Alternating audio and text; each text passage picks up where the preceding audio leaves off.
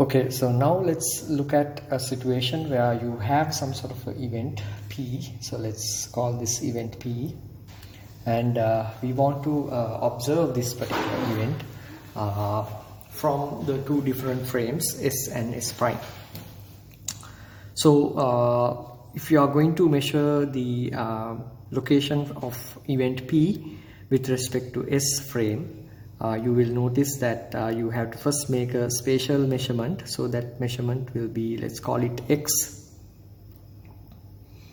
and then of course observer who's at P will also measure a time measurement, which we will call as T.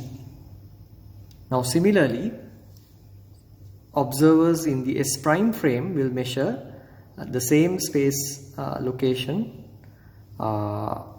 using the coordinate system of S prime, which we will call as X prime, and then the time measurement will be T prime.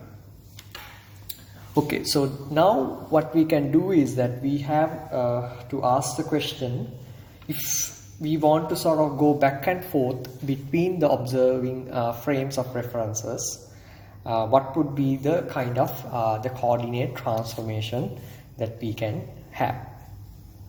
So we can do that by just observing that you will notice that the distance from here to here is going to be X prime, of course, and then the distance from here to here is going to be X.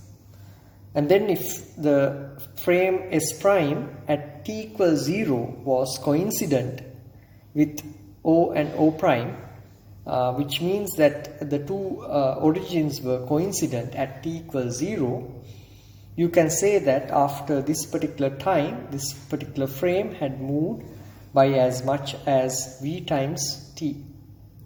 So let's call it v times t here.